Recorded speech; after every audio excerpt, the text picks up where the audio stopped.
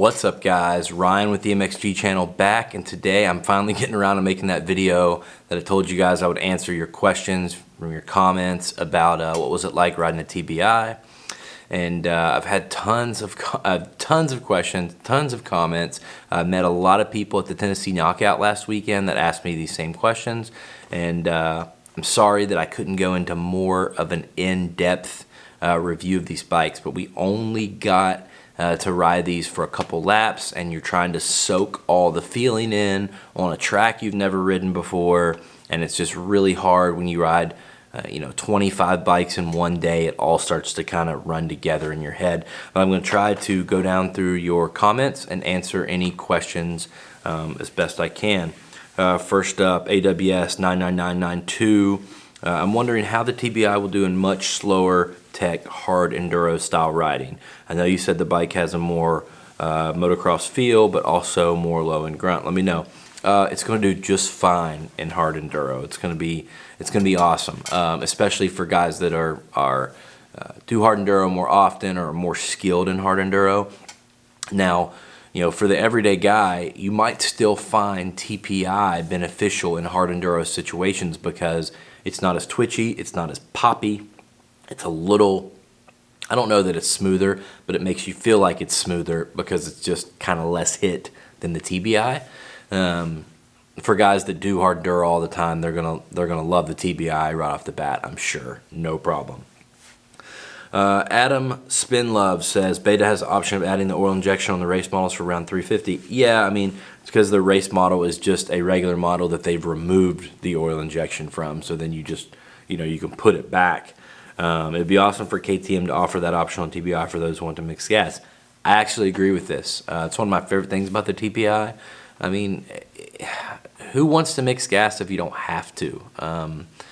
The benefit, though, of mixing your gas is one less fail point from an issue with an oil tank or an oil pump or anything like that. So, we all should probably just deal with it, but it's so nice just to be able to roll up to a gas station or just have one gas can for all your motorcycle's fuel is really nice. I agree.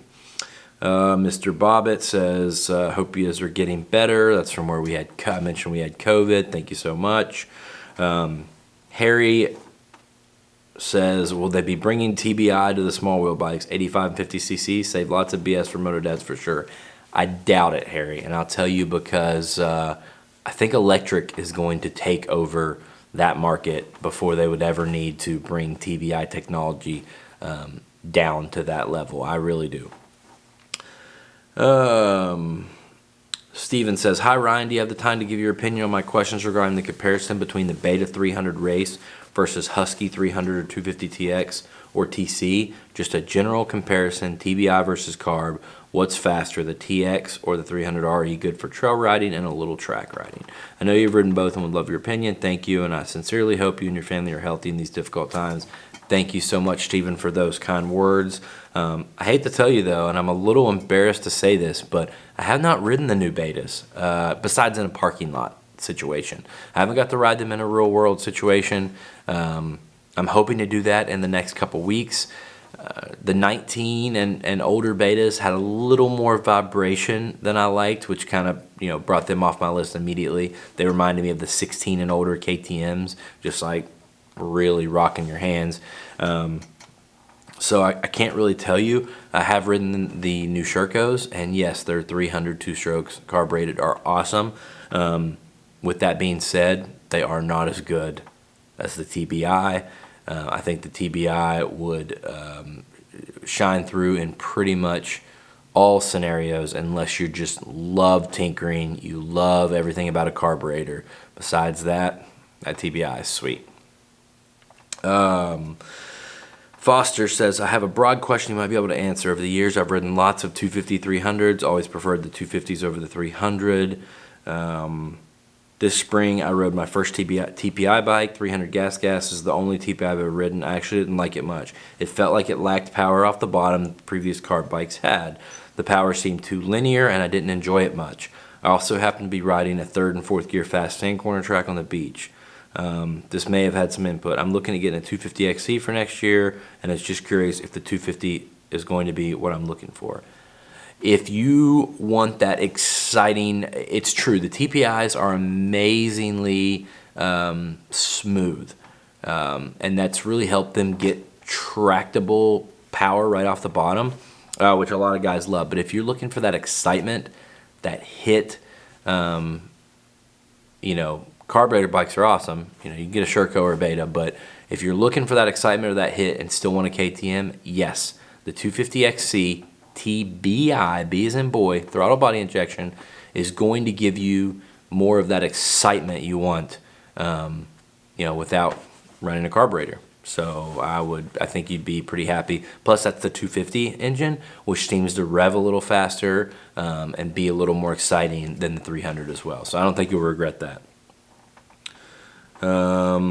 If I bought one of these bikes and got motor work done on it to run race gas, how will you be able to adjust the map on the ECU for electronic fuel injection? None of the KTM ECUs can you really adjust mapping. You'd have to buy an aftermarket ECU. Colonel said, do the TBIs have the same sensors as the TPIs? Crankcase pressure and ambient temp sensors might be a dumb question. As far as I know, they do. I didn't get to get down and take an extremely close look at the motor. They definitely have to have an ambient air temp sensor somewhere. I assume they have the crankcase pressure sensor as well. I just didn't really get to look up to really take a good look at it. But the good news is these bikes should be arriving in dealerships maybe sooner than we expected. Maybe early next month, middle of next month or something. I've heard all kinds of rumors, everything from end of August to end of November, so we'll see. All right, Eric asks, questions regarding the XC2 Strokes. Wondering your take on the new frame feel.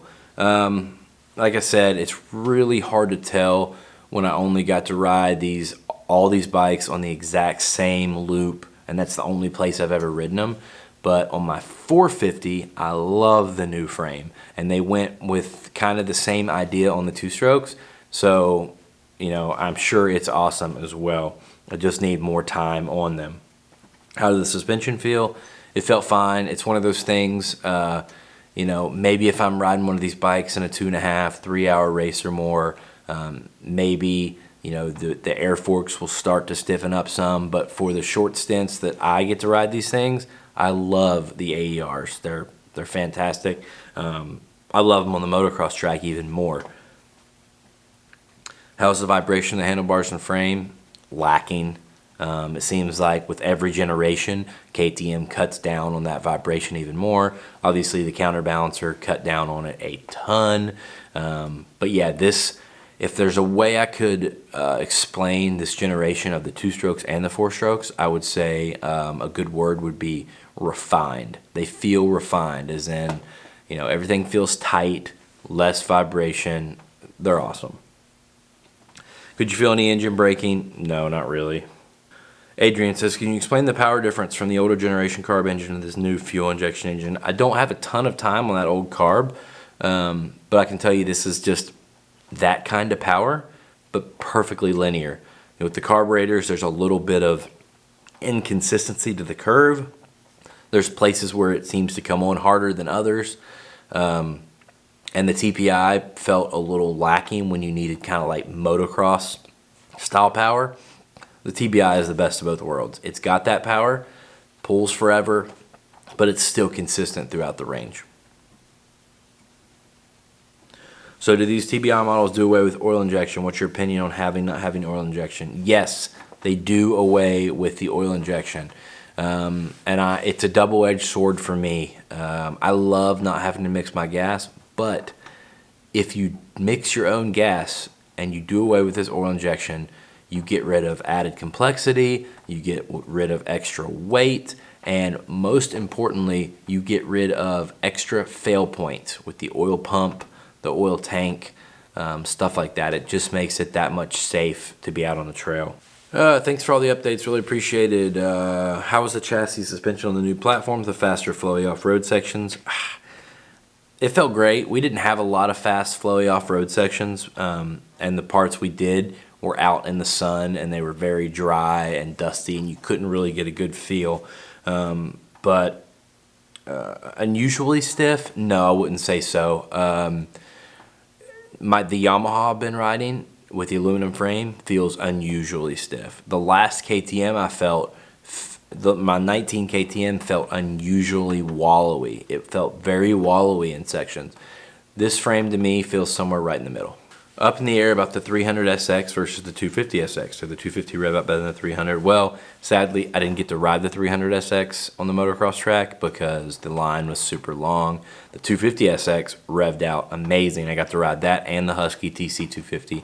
But on the trails, it felt pretty similar. It was hard to find a spot big enough to open it up, but the revving actually felt pretty similar on the 250 versus the 300.